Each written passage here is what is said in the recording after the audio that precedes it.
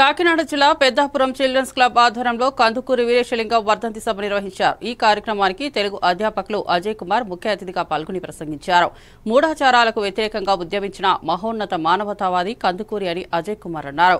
ఆడపిల్లల చదువు అవసరమని, ఆడపిల్లలు అంటింటికి కుందేలుగా బతకాలని చెప్పినటువంటి రోజుల్లో దానికి వ్యతిరేకంగా ఆడపిల్లల చదువు కోసం పాఠశాలను స్థాపించిన వ్యక్తి కందుకూరు అన్నారు. ఈ కార్యక్రమంలో పీసీసీ కార్యదర్శి రొంగల అరుణ్, ప్రజా నాట్య మండలి నాయకులు వీర్రాజు, కృష్ణ, కోలాట గురువులు అంజలి, అనూష, జస్విత, అమృత తదితరులు పాల్గొన్నారు.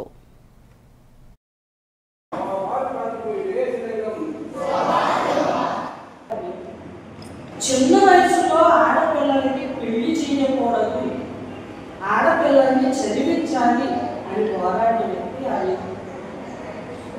ఒకవేళ చిన్నపిల్లలు ఎవరన్నా ముసలోళ్ళకి ఇచ్చి పెళ్లి చేస్తే వాడి దురదృష్టవశాత్తు చచ్చిపోతే ఆడపిల్ల ఆభరణాలన్నీ తీసేసి జుట్టు మొత్తం నున్నగా గుండు కొట్టేసి తెల్ల బట్ట కట్టేసి ఇంట్లో ఒక మూల గదిలో పెట్టేసేవారు. భర్త చచ్చిపోయిన ఆడపిల్ల ఎవరికన్నా ఎదురైతే ఆవిడకి చెడు జరుగుతుందట. అందుకని ఆడపిల్ల పొద్దున్న 4 లేచి ఇంటిని పని చేసేసి ఇంట్లో వాళ్ళందరికీ వంట చేసేసి ఇంట్లో మళ్ళీ లేచేలోపు ఆ మూల గదిలో పెట్టి కూర్చుంటుకోవాలి. అంటే ఆవిడ చేసే పనులు కావాలి తప్ప ఆవిడ మొహం మాత్రం చూడడానికి ఇష్టపడేవారు కాదు. అటువంటి వితంతువులైన ఆడపిల్లలకి మళ్ళీ పెళ్లి చేయాలి, తెలిసి తెలియని వయసులో భర్త అంటే ఏంటో, సంసారం అంటే ఏంటో, జీవితంలో ఆనందం ఏంటో తెలియని ఆడపిల్ల జీవితం చిన్న వయసులో పెళ్లి చేసి వాళ్ళ జీవితం అన్యాయం అయిపోవడానికి లేదు, వాళ్ళకి మళ్ళీ పెళ్లి చేయాలని పోరాడే వ్యక్తి కందుకూరి వీరేశలింగం. పోరాడటంతో ఆగిపోలేదు ఆయన, అవన్నీ ఆయన చేసి చూపించాడు. ఆడపిల్లల కోసం పాఠశాలను స్థాపించాడు, వితంతువుల కోసం శరణాలయాన్ని స్థాపించాడు.